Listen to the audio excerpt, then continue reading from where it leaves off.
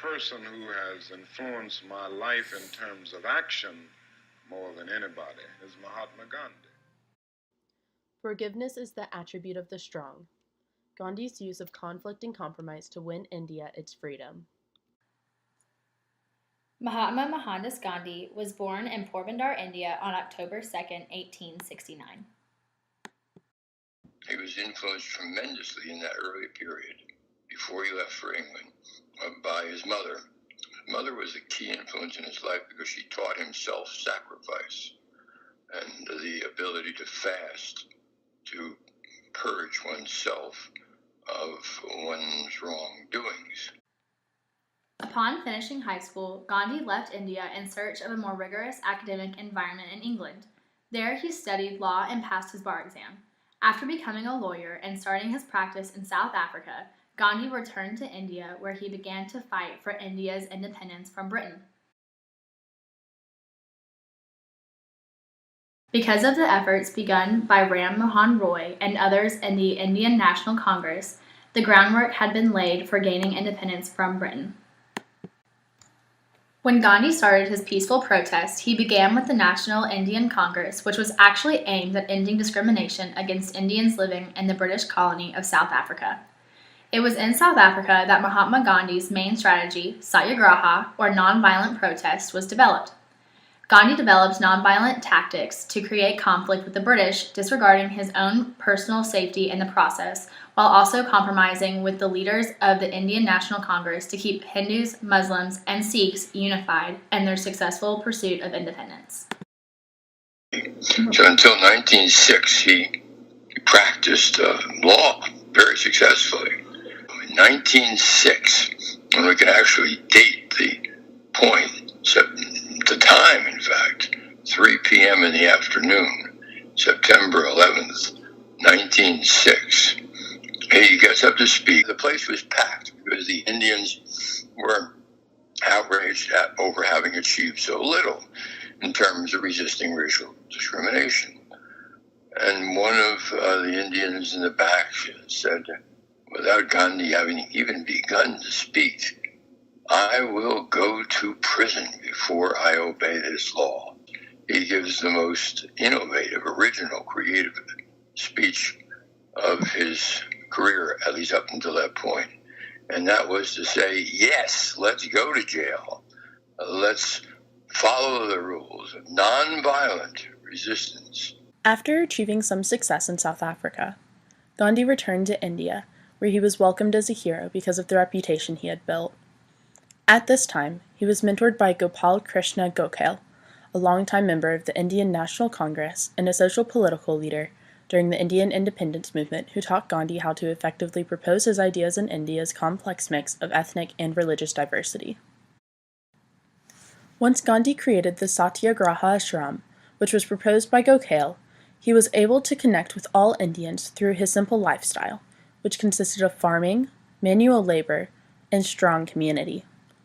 The main goal of the ashram was to start Gandhi off as a small but legitimate voice in India in the eyes of every ethnic and religious group, so that he could eventually disseminate his ideas throughout India. He started a school in the ashram for children of the people who lived there.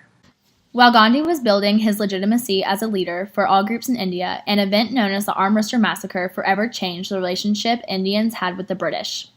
This occurred on April 13, 1919, because a British general in the Punjab region, Reginald Dyer, was angered by an incident where a white schoolteacher named Marcella Sherwood was attacked by a group of Sikhs. Dyer sent his troops to the Bagh Garden near the famous Golden Temple in Amritsar, where a group of Sikhs who supported Gandhi were gathered in violation of an ordinance that had been passed against the gathering of large groups. The general ordered his 150 men to open fire on the group of about 15,000 men, women, and children, killing 1,000 people. The Sikhs the British fired upon were innocent. In response, Gandhi and his followers began a new form of retaliation called non-cooperation, which was an economic boycott of British-made clothing and an open push for independence. The movement began on August 1st, 1920, and people from all walks of life in India began to make their own clothes and peacefully burn British cloth in huge bonfires, creating a sense of national pride. The nonviolent nature of the protest, however, did not last because in February 1922, about 2,000 Indians gathered to picket a liquor store in the remote northern village of Chari Chara. Policemen arrived at the scene and fired 2 shots into the air, attempting to control the situation. The protesters, however, began throwing stones, so the police fired shots into the crowd, killing 3 protesters. Outraged, the mob chased the police, who were greatly outnumbered, into the police station where the police locked themselves inside. The mob then set fire to the police station, killing 2 policemen. Gandhi was devastated and felt responsible for the tragedy, so he decided to terminate the non-cooperation movement. 1 month later, Gandhi, who was charged by British for being ultimately responsible for the incident, pled guilty to all charges, accepting all of the responsibility for the violence that had occurred. He was sentenced to 6 years in prison by the British government. While serving his sentence, Gandhi became disheartened by the world around him as the growing tension between Hindus and Muslims in India turned violent. In 1924, the Sanatan Dharam Sabha of anti-Islamic polemics was published. One poem that was especially hostile circulated the city of Kohat. Riots triggered by the anti-Islamic poem broke out, leading to Muslim mobs killing over 155 Hindus. In reaction to the rising violence, the British agreed to free Gandhi if he would help quell the violence, and Gandhi began fasting, refusing to eat until all of the violence had stopped. Concerned for Gandhi's health, the Hindus and Muslims finally reached a peace after 21 days of violence, ending Gandhi's fast. In January 1930, the Indian National Congress formally declared independence for India and gave Gandhi the task of organizing a non-violent campaign to push for it. He targeted the salt tax, a heavy tax put on salt that the Indian people were forced to buy from the British because the Salt Acts prohibited Indians from buying or selling salt themselves. During his march, he attracted thousands of followers. Once they reached Dandi in April, his supporters helped him make salt from the seawater, defying British law. In May, Gandhi, along with 60,000 supporters, were arrested for violating the Salt Acts, but this did not stop the nonviolent protests, which continued, with media coverage of savage beating received by protesters trying to access the Jaraksna salt works, drawing international condemnation upon the British, who finally agreed to free Gandhi and negotiate with him, bringing him to Britain to participate in roundtable conferences on the subject of Indian independence. After returning to India in 1932, Gandhi engaged in further civil disobedience and quickly found himself imprisoned once again.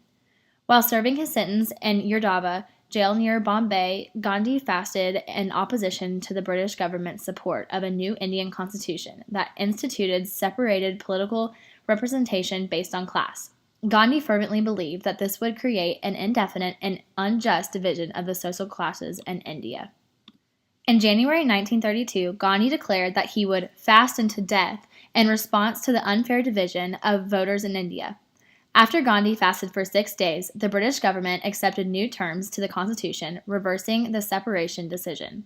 On August 15, 1947, India was given its independence by the British, but in the process it was partitioned into predominantly Hindu India and predominantly Muslim Pakistan.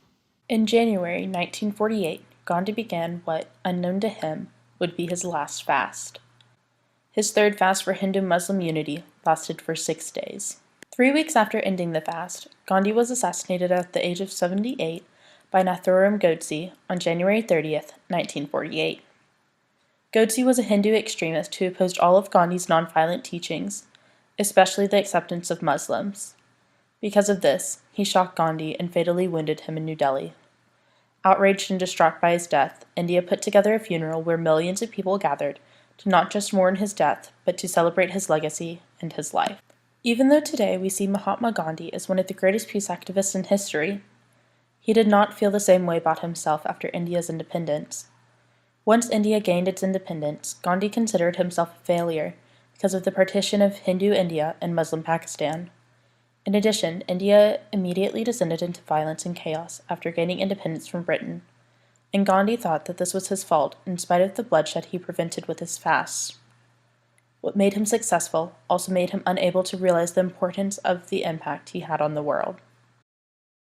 Gandhi cherished people, freedoms, and community, and because of this focused on nonviolent conflict to produce the just compromises, he gave humanity the most revolutionary idea of the 20th century, satyagraha. Gandhi founded the foundational ideas for this nonviolent strategy from the Bible, the writings of Leo Tolstoy, and Bhagavad Gita. Because of him, Martin Luther King Jr., Nelson Mandela, and countless other peaceful protesters would avoid bloodshed and follow in the path of nonviolence during the second half of the 20th century. Therefore, Gandhi's greatest achievement was his legacy. His revolutionary idea of peaceful protesting that has been carried on was a remarkable and much-needed change in how humanity conducts struggles for reform and freedom. In the midst of death, life persists. In the midst of darkness, light persists.